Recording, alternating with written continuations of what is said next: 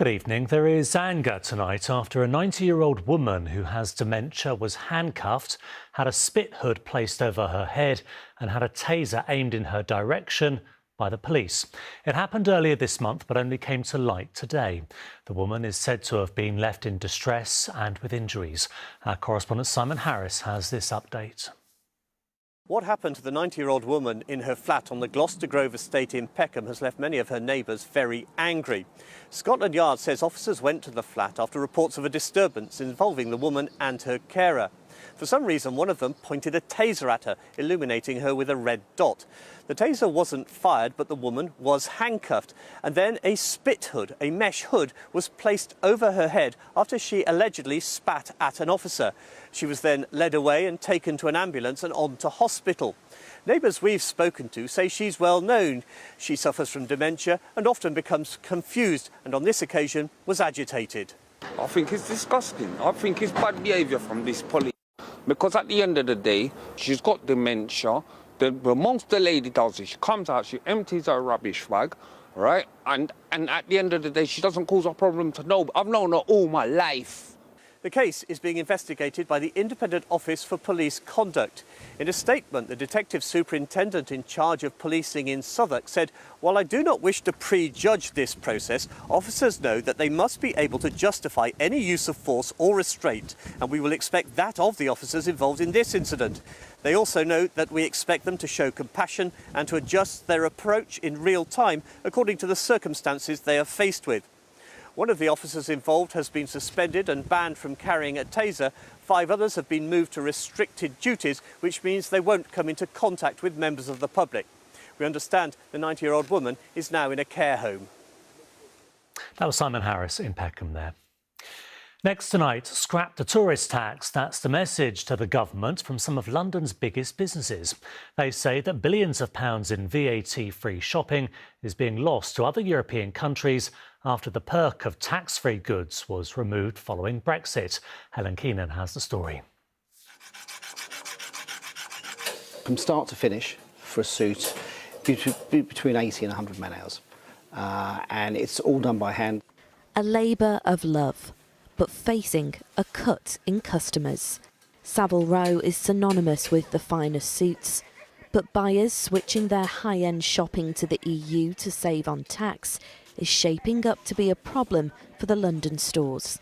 Customers that come here to Savile Row and into our little world of Mayfair, they're very financially savvy. They're very, they will recognise that we are much more expensive for what we do. So, ultimately the government's losing out on millions. Some houses here, 80 or 90% of their business is all export.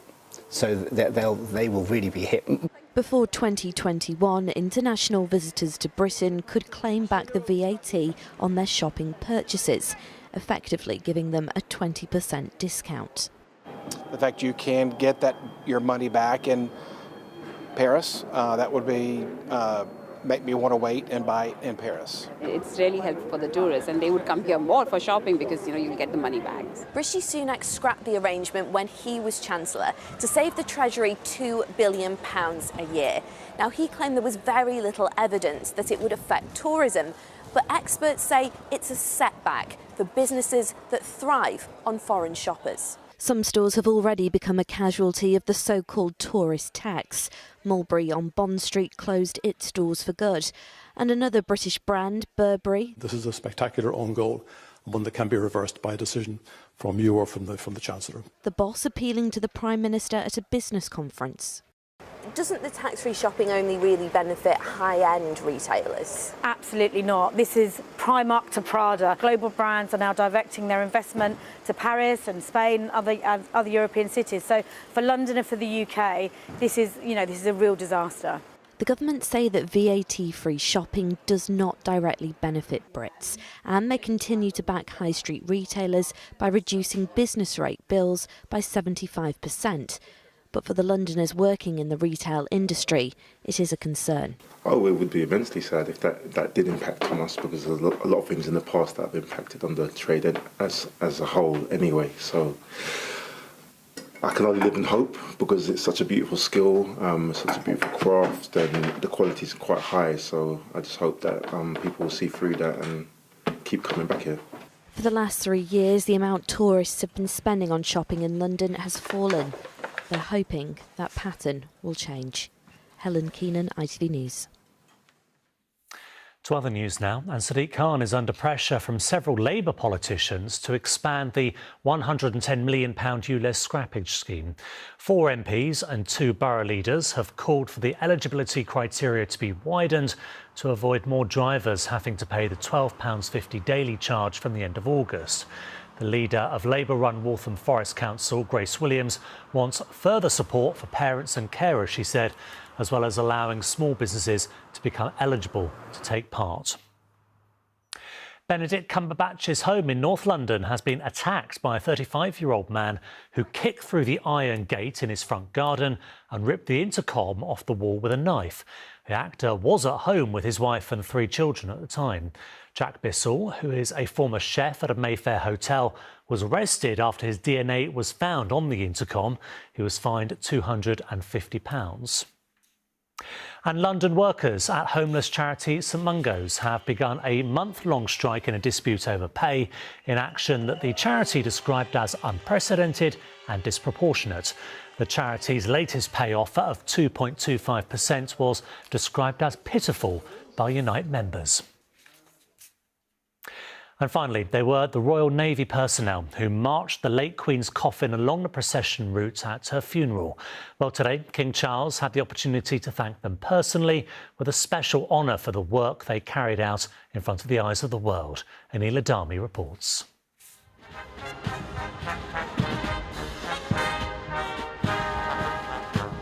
A special parade for a rare recognition. Around 150 members of the Royal Navy have received a Royal Victorian Order from His Majesty King Charles at Windsor Castle in recognition of their role in Queen Elizabeth II's funeral procession and serving their former Commander-in-Chief, his late mother, until the end.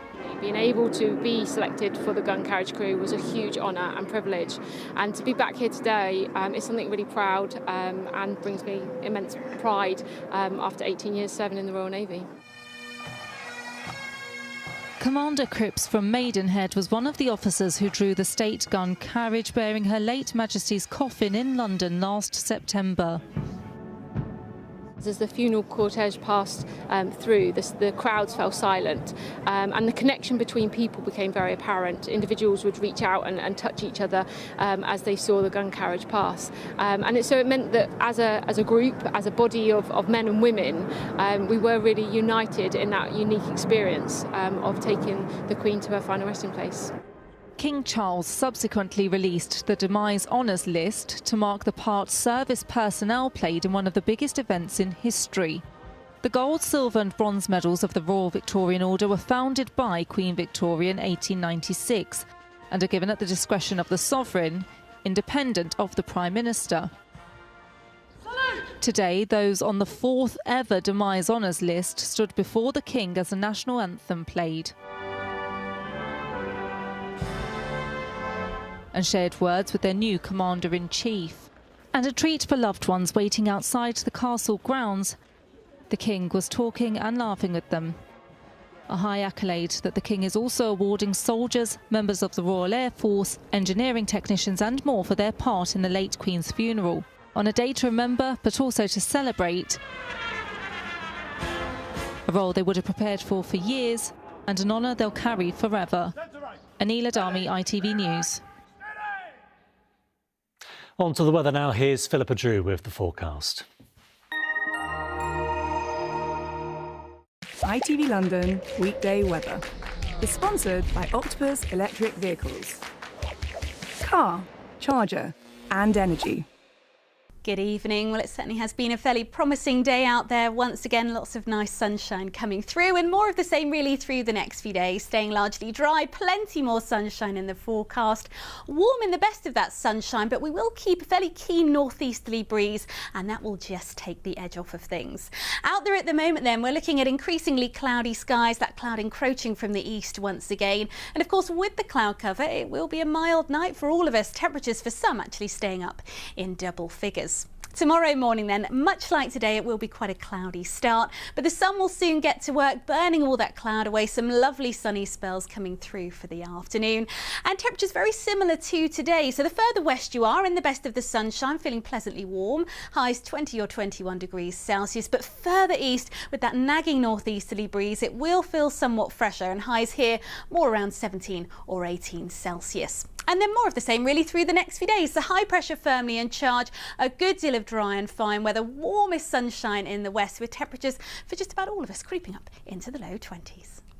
ITV London Weekday Weather is sponsored by Octopus Electric Vehicles.